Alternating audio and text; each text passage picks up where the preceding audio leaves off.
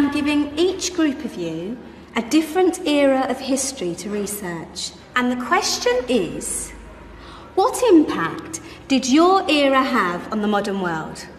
So Sarah, your group has the ancient Greeks. Ravi, you've got the Romans. And Danny's group gets, yes, a bit of a challenge for you. You get the Middle Ages. Some even call it the Dark Ages. Boring. See how you get on. Yes, miss. So, Serene, yes, you get the Renaissance.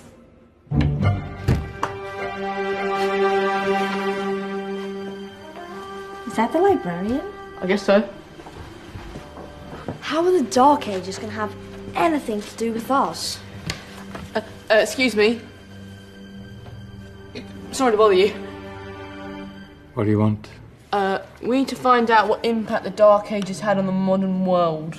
Never was a period of history so poorly named. Don't touch. It's priceless. And I suppose someone's been filling your head with the usual nonsense, eh? 1,000 wasted years. A black hole in history, am I right? Yeah, sort of. You see, it's always the same. You assume it was all mud, disease, death and destruction, with marauding mobs of barbarians ripping down the good of former civilizations, burning and plundering as they went, nothing of any worth invented either, eh? Oh, no. Go on, Beofrey. Sorry to bother you. Come on, it's probably not worth it. Everyone knows that the Greeks and Romans invented everything anyway. Oh, did they now? And you're sure about that, are you? You know, I might just have something for you. You seem to be up to the task. I suppose I could... Follow me. I've got just the book for you.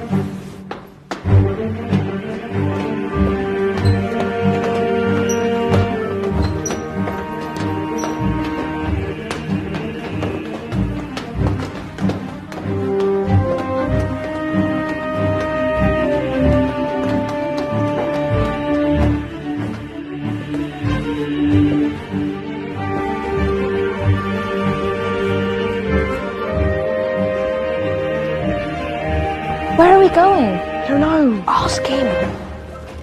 Excuse me. Where are we going? From darkness into light, my young friend. From ocean onto land, there are things you should know. Oh, yes, indeed. Yes, indeed.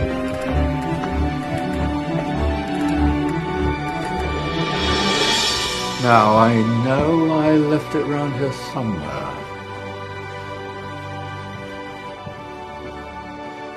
Ah, here it is. Now, take a look. If you dare.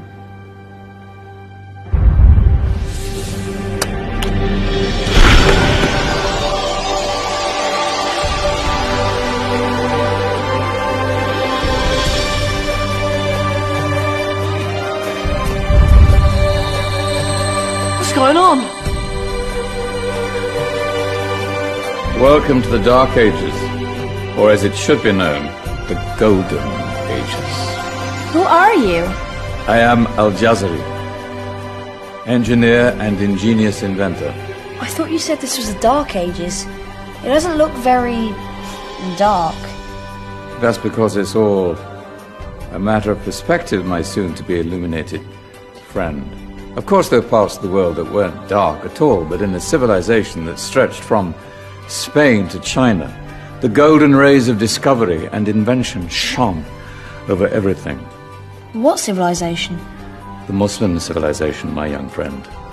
Through scholars and scientists of various faiths, some of the most important discoveries known to man were made at this time. Discoveries that drew on knowledge of the ancients, but have more connections with your modern world than you could possibly ever imagine. Like what? Well, all sorts of things. I've got to get a picture of this.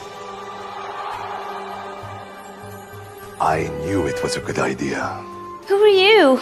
Allow me to introduce Ibn al-Haytham, a great scientist whose ideas led to the invention of the camera. You invented the camera.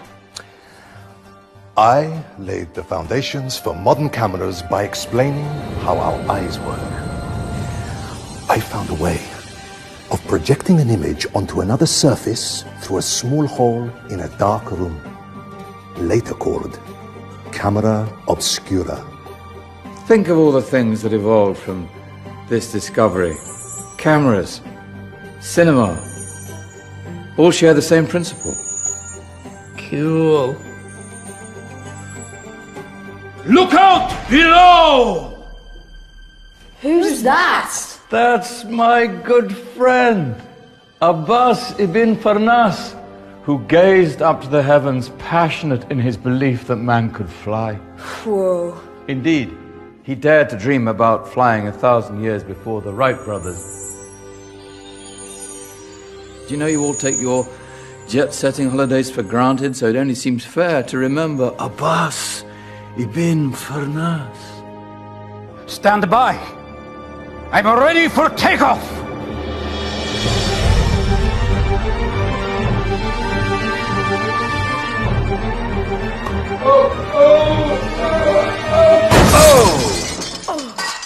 You did forget one thing, though. A tail, useful for landing. My back. Is there a doctor in the house? Did someone call? Ah, my old friend, why don't you introduce yourself to my young guests? I am Abul Qasim al-Zahrawi. Many call me the father of surgery. Did you actually do surgery back then? Of course we did. In fact, many of the surgical tools that I invented are still used in your modern hospitals. Excuse me, a patient needs my attention. Scalpel? I think I may need some stitches. In that case, I'll use catgut. Catgut? From the gut of animals. Perfect for stitching up internal wounds. Your surgeons are still using it today. Sorry, mustache.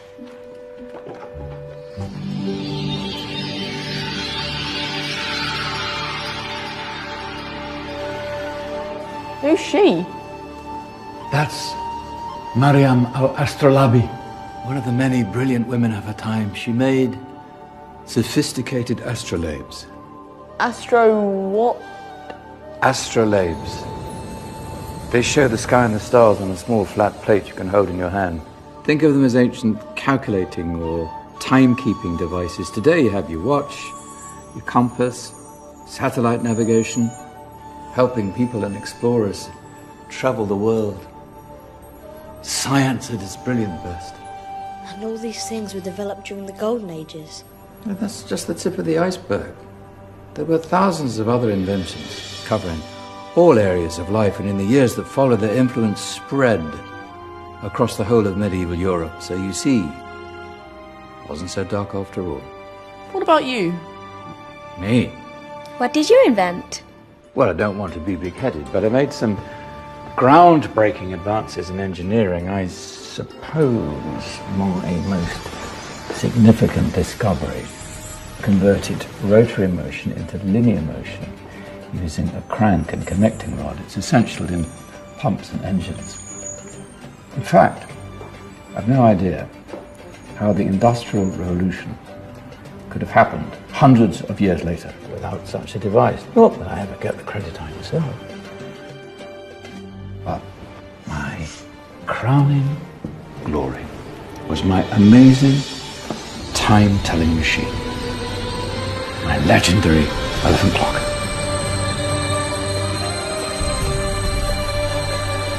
It's a clock. Yes.